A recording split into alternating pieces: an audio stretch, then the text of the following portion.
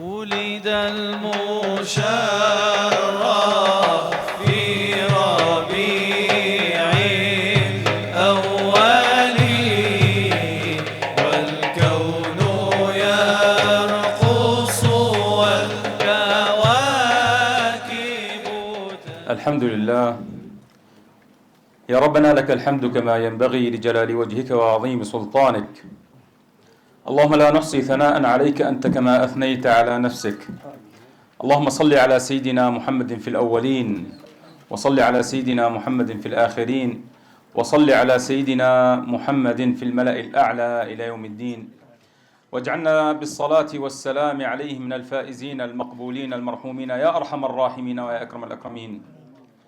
بيض الله هذه الوجوه ونور الله هذه القلوب، وأسأل الله سبحانه وتعالى الذي جمعنا في هذه الساعة وفي هذه الساحة وفي هذه الليلة أن يجمعنا غدا في مستقر رحمته وعلى حوض نبيه صلى الله عليه وسلم، وأن يسقنا من يديه الشريفتين شربة هنيئة مريئة لا نظمأ بعدها أبدا. إن لله سبحانه وتعالى اختصاص في الزمان والمكان والأشخاص، فالله سبحانه وتعالى خص هذه الأمة بهذا النبي العظيم، وفضل الله عز وجل النبيين بعضهم على بعض، وجعل نبينا عليه الصلاة والسلام من أفضل الأنبياء، وفضل هذه الأمة بهذا النبي الكريم الشريف العظيم صلى الله عليه وعلى آله وصحبه أجمعين. بشرى لنا معشر الإسلام إن لنا من العناية ركنا غير منهدم، بأكرم الرسل كنا أكرم الأمم، لما دعا الله داعينا لطاعته بأكرم الرسل كنا أكرم الأمم. فالحمد لله على هذه النعمة. وكما سمعنا أن اجتمع في هذا المجلس وفي هذا المجمع أناس من مشارق الأرض ومغاربها، والله ثم والله لو أنفقنا ما في الأرض جميعا ما ألفنا بين هذه القلوب وما اجتمعنا هذا الاجتماع، لكن الله ألف. ولو أنفقت ما في الأرض جميعا ما ألفت بين قلوبهم، ولكن الله ألف. هب أن هناك مؤسسة أو منظمة أو هيئة أو حتى دولة، ووالله لو ملكت الغالي والنفيس وأنفقت ما في أكياسها وما في رصيدها وما في بنوكها حتى يؤلف بين هذه القلوب، لا أقول هذه الوجوه، إنما هذه القلوب الذي اجتمعت على محبة النبي عليه الصلاة والسلام وعلى طاعة الله عز وجل، وتعاهدت على نصرة شريعته وآمنت بنبوته وفرحت بمولده، الله سبحانه وتعالى هو الذي ألف بين هذه القلوب. فلو أنفقت هذه المؤسسات والهيئات والدول ما أنفقت من الغالي والنفيس ما ألفت بين هذه القلوب، لكن الله عز وجل إظهارا لقدر هذا النبي العظيم ومعجزة لمكانه الشريف الكريم، الله سبحانه وتعالى هيأ على يديه ما لم يهيئ على يدي مخلوق من قبل.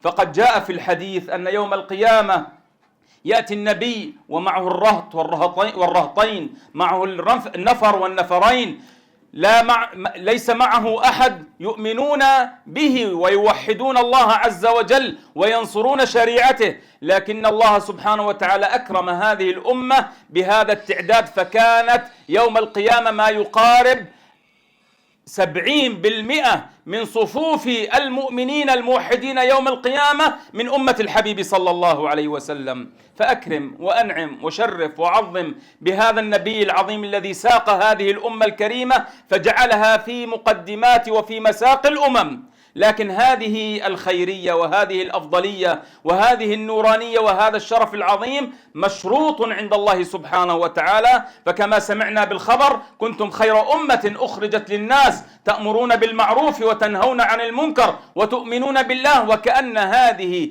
الآية الشريفة الكريمة هي في محل شرط، أي أن الله عز وجل قال لنا شارطا علينا إذا آمنتم بالله وأطعتم الله عز وجل وأقمتم المعروف ونهيتم عن المنكر، جواب الشرط كنتم خير أمة أخرجت للناس. وهذه الخيرية جاءت من هذا النبي وعن طريقه ومن بابه ومن مصدره صلى الله عليه وسلم، فإذا أخذنا بهذه الشروط والتزمنا على تلك العهود أكرمنا الله سبحانه وتعالى، فكنا في هذه الخيرية وفي تلك المعية. فالحمد لله على فضل الله، والحمد لله على كرم الله، والحمد لله على هذا الربيع، ربيع الأنور وربيع الأزهر، ربيع الخير، الذي ما من شهر من أشهر العام من أول السنة إلى آخرها، من أول يوم إلى آخره، ما من شهر أبرك من الشهور على المؤمنين والمسلمين من شهر ربيع الأول. ربما يقول القائل: ورمضان وذو الحجة وذو القعدة وأشهر المحرمة، ما من شهر أبرك على المؤمنين من شهر ربيع الأول. ففي شهر ربيع الأول ولد الحبيب الأعظم صلى الله عليه وسلم، وفيه كان بداية البعثة المحمدية بالرؤية الخيرية، برؤية الصادق الذي كان يراها صلى الله عليه وسلم. وبعد ذلك النبي عليه الصلاة والسلام هاجر من مكة ودخل المدينة، وانتشر الإيمان في بقاع الأرض وأقصاعها في شهر ربيع الأول، حتى كان يقول قائلهم: لما دخل النبي عليه الصلاة والسلام المدينة أضاء لها كل نواحيها بدخول النبي عليه الصلاة والسلام، ولما ارتحل عليه الصلاة والسلام يقول قائلهم: أظلمت المدينة في كل أحيائها بانتقاله صلى الله عليه وسلم. ومع هذا الانتقال الذي كان في شهر ربيع الأول وفي 12 من ربيع الأول، حتى في ذلك الانتقال يقولون: أنتم تفرحون في وفاة النبي عليه الصلاة والسلام. حاشا أن نفرح في وفاة النبي عليه الصلاة والسلام، لكننا أمة استبشار، أمة خيرية، نستبشر بقدوم الحبيب صلى الله عليه وسلم، كما كان عليه الصلاة والسلام يحب فأل الخير، فنحن نستبشر بذلك. ومن هذا المقام ومن هذا الكلام ومن هذا الباب نحن نفرح بهذا الانتقال، حتى بانتقاله صلى الله عليه وسلم، لأنه فيه عطاء وفضل من الله عز وجل. يقول النبي عليه الصلاة والسلام: حياتي خير لكم. متى بدأت حياته صلى الله عليه وسلم؟ بدأت حياته بميلاد أمه له صلى الله عليه وسلم، لكن عمره أطول من ذلك، فجهل من ظن أن حياة النبي عليه الصلاة والسلام بدأت منذ ولادة أمه له حتى تنتهي بوفاته صلى الله عليه وسلم، بل هو من عصر كن فيكون، من عصر أشهدتكم على أنفسكم، حتى أن في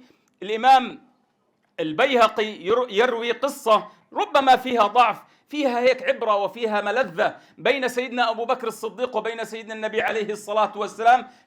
ففي حادثة ومجلس كان النبي عليه الصلاة والسلام يجلس به مع صفيه ومع حبيبه ومع صاحبه في الغار، سيدنا أبي بكر الصديق رضي الله تعالى عنه وأرضاه، فنظر إليه الحبيب المصطفى صلى الله عليه وسلم نظرة محب. نظر المحب للمحب سلام، والصمت بين العاشقين كلام. فنظر النبي عليه الصلاة والسلام إلى حبيبه وصفيه وصديقه وخليله أبي بكر الصديق رضي الله تعالى عنه وأرضاه، فقال له: يا أبا بكر، هذه العبارة التي قالها صلى الله عليه وسلم: بأبي وأمي أنت يا رسول الله، أتذكر يوم يا أبا بكر؟ هذه العبارة: أتذكر يوم يا أبا بكر؟ فسيدنا أبا بكر ما ثنى الكلام وما استفسر المقام، إنما قال: بلى يا رسول الله، يوم أشهدنا الله عز وجل على أنفسنا في عالم الذر.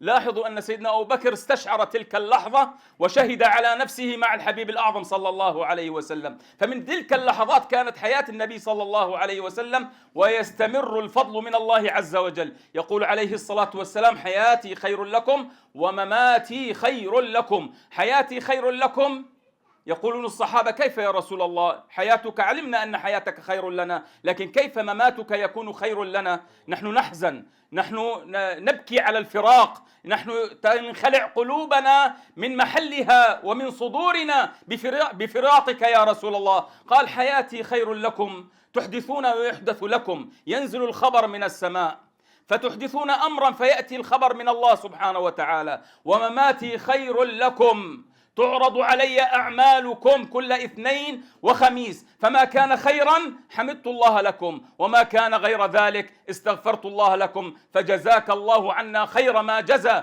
نبيا عن أمته يا سيدي يا رسول الله. أسأل الله سبحانه وتعالى أن يكون هذا المجلس وهذا الافتتاح لربيع الأول ربيعا لقلوبنا وأرواحنا وحياتنا، والحمد لله رب العالمين. ما تكلمنا إلا امتثال الأمر، وجزاكم الله الأولين